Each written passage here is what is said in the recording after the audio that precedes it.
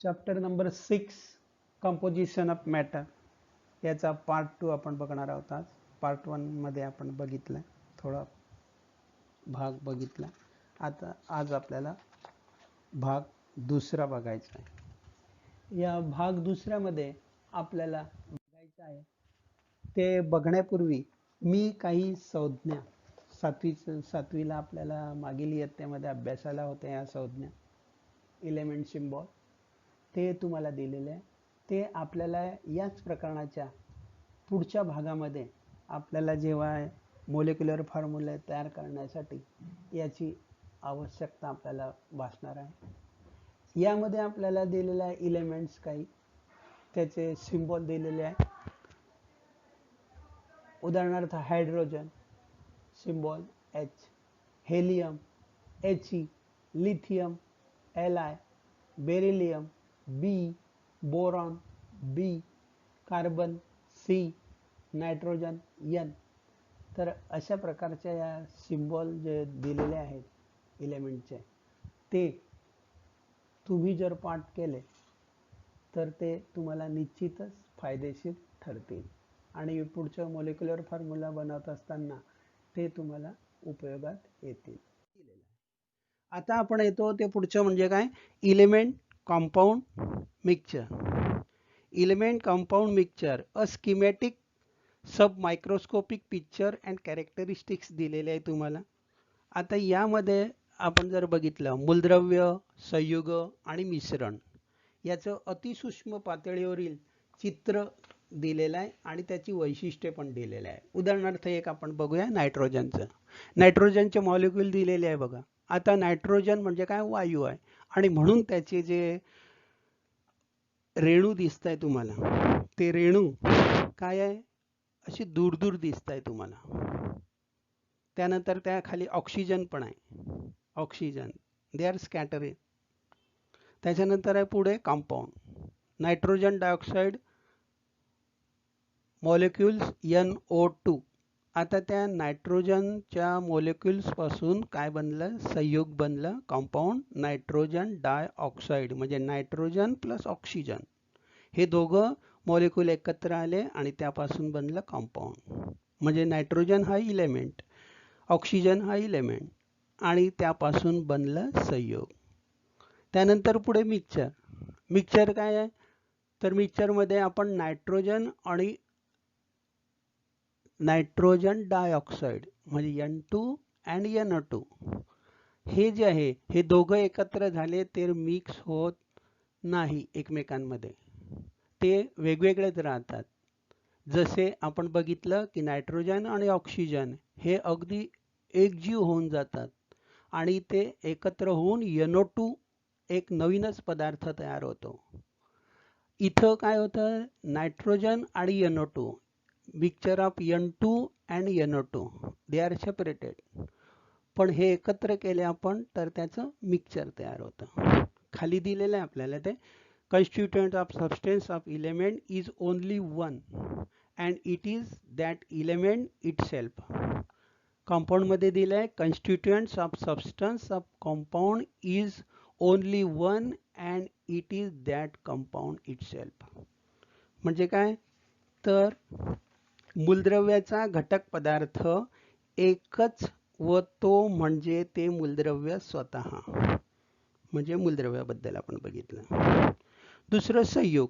संयुगाचा घटक पदार्थ एकच व तो म्हणजे ते संयुग स्वतः. मिक्सचरमध्ये काय, तर constituent substance of a mixture are 2 or more elements and or compounds. म्हणजे मिश्रणाचे घटक पदार्थ 2 किंवा अधिक मूलद्रव्ये किंवा संयुगे असू शकतात. पुढचं आहे मूलद्रव्यांमध्ये, इलेमेंटमध्ये, all the atoms or molecules of an element are alike. म्हणजे मूलद्रव्याचे सर्व अणू किंवा रेणू एक समान असतात. संयुगामध्ये all the molecules of a compound are alike, म्हणजे संयुगाचे सर्व रेणू एक समान असतात. त्यानंतर मिश्रणामध्ये atoms molecules of a mixture or two or more types. म्हणजे मिश्रणातील रेणू किंवा अणू दोन किंवा अधिक प्रकारचे असू शकतात. त्यानंतर पुढचे आहे all the atoms in a molecules of an element are alike and are joined to each other by chemical bonds. म्हणजे मूलद्रव्याचे रेणूतील सर्व अणू एकसमान व एकमेकांना रासायनिक बंधांनी जोडलेले असतात. कंपाऊंड मध्ये the constituents of atoms of molecules of compound are of two or more types are joined to each other by chemical bonds.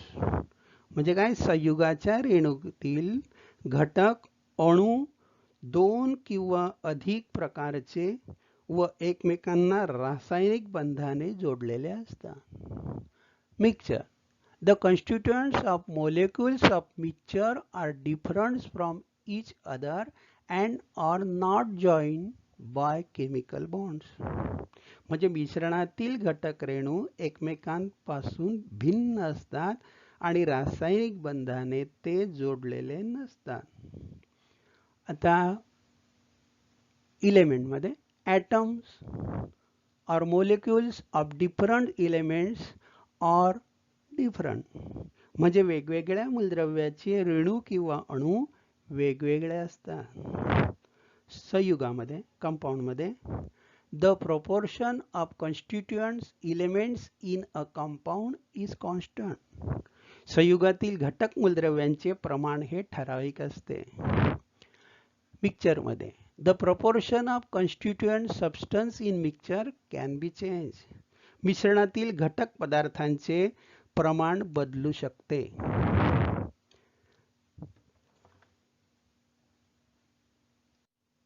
आपल्याला याचं एक उदाहरण सांगता येईल.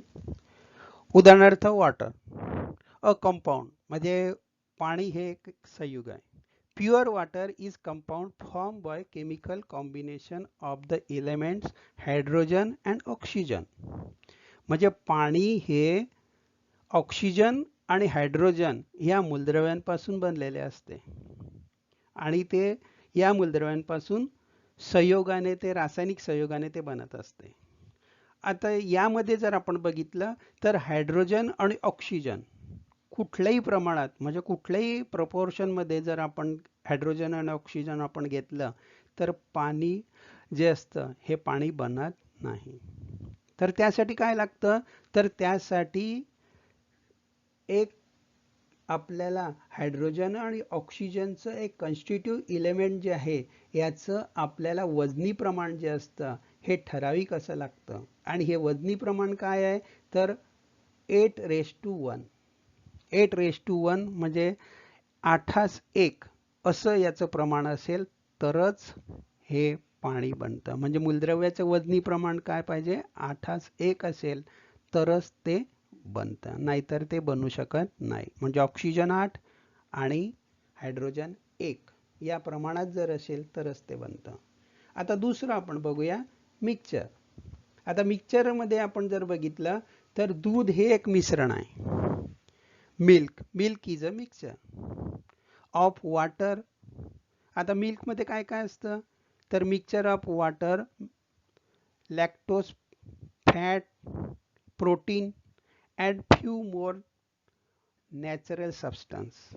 म्हणजे दूध जे आहे हे पाणी, दुग्ध शर्करा, स्निग्ध पदार्थ, प्रथिने आणि आणखी काही नैसर्गिक पदार्थांचं मिश्रण आहे. आता यामध्ये जर आपण पाणी जे आहे हे जास्त टाकलं किंवा नाही टाकलं तरी आपल्याला ते काही ओळखून येत नाही. म्हणून हे काय आहे मिक्सचर आहे. द्रव्याचे वर्गीकरण करण्याची आपण पहिली पद्धत बघितली. त्यानुसार आपण बघितलं सॉलिड, लिक्विड आणि गॅस अशा प्रकारच्या 3 अवस्था त्या होत्या. आता आपल्याला द्रव्याचे वर्गीकरण करण्याची दुसरी पद्धत बघायची आहे. या पद्धतीत द्रव्याचे रासायनिक संघटन हा निकष वापरलेला असतो. This is the second method of classification of matter. In this method, the criteria used for classification of matter is chemical composition of matter. पहिला आहे इलेमेंट म्हणजे मूलद्रव्य. A substance whose molecules are made of one or more atoms which are exactly alike is called element. म्हणजे द्रव्याचे लहानात लहान कण एकसारखे आहेत की वेगळे आहेत, हे कशापासून बनलेले आहेत, त्यावरून द्रव्याचे मूलद्रव्य जे असतं हे आपल्याला सांगता येतं. मूलद्रव्याच्या लहानात लहान कणामध्ये एकाच प्रकारचे अणू असतात. The smallest particles of elements are made of only one type of atoms. याचं एक्झाम्पल आपल्याला देता येईल. हायड्रोजन, ऑक्सिजन, कार्बन अशा प्रकारचे ॲटम्स. म्हणजे हे जे सगळे असतात मूलद्रव्याचे अणू एकसारखेच असतात. त्याचं उदाहरण आपल्याला हायड्रोजन, ऑक्सिजन आणि कार्बन याचे अणू सांगता येतील. Types of elements, metals and non metals. मूलद्रव्याचे आपल्याला दोन प्रकार करता येतात, धातू आणि अधातू. आणखी तिसरा पण प्रकार आपल्याला सांगता येतो यामध्ये, मेटॅलॉइड म्हणजे धातू सदृश्य. हे काही धातूचे पण गुणधर्म दाखवतात आणि काही अधातूंचे पण गुणधर्म दाखवतात. खाली आपल्याला तक्त्यामध्ये दिलेलं आहे त्याचे काही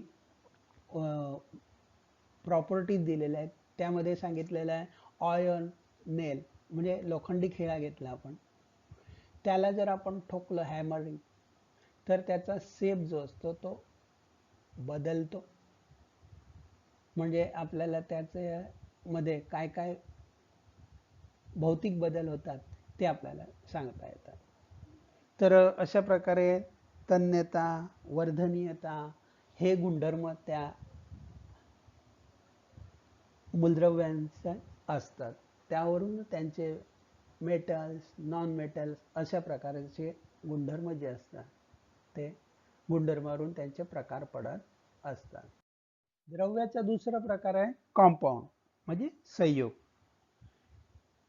The substance formed by chemical combinations of two or more elements is compound.